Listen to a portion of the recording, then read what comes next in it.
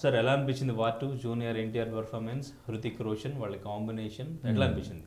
అంటే పర్ఫార్మెన్స్ల పరంగా చూస్తే చాలా బాగున్నట్టే సినిమా. అంటే హృతిక్ రోషన్ పర్ఫార్మెన్స్ గురించి, ఎన్టీఆర్ పర్ఫార్మెన్స్ గురించి ప్రత్యేకంగా మనం చెప్పాల్సిన అవసరం ఉంది కదా. ఇద్దరు ది బెస్ట్ పర్ఫార్మర్స్.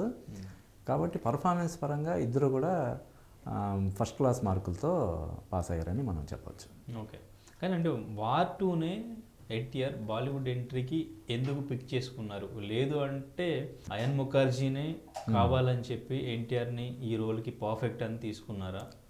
ఏమనిపించింది?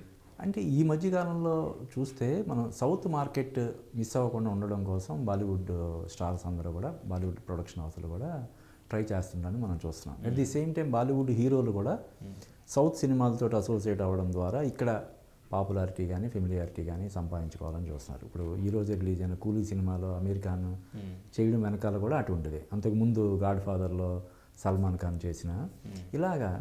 అయితే ఎన్టీఆర్ కూడా బాలీవుడ్లో తన మార్కెట్ని పెంచుకోవడం కోసం ఇది ఒక మంచి వెహికల్ లాగా ఉంటుందని చెప్పి ఆయన భావించి ఉండొచ్చు. పైగా అంటే ఒక బిగ్గెస్ట్ ప్రొడక్షన్ హౌస్ నుంచి ఆఫర్ వచ్చినప్పుడు, ఆల్రెడీ అంతకుముందు చేసిన సినిమాలతోటి బాగా ప్రూవ్ చేసుకున్నటువంటి డైరెక్టర్ ఉన్నప్పుడు ఎవరైనా సరే, అది కూడా హృతిక్ రోషన్, వీళ్ళతోటి స్క్రీన్ షేర్ చేసుకోవడం కానీ, లేదంటే ఈ ప్రొడక్షన్ హౌస్లో యాక్ట్ చేయడానికి కానీ ఎవరైనా ఇంట్రెస్ట్ చూపిస్తారు కదా.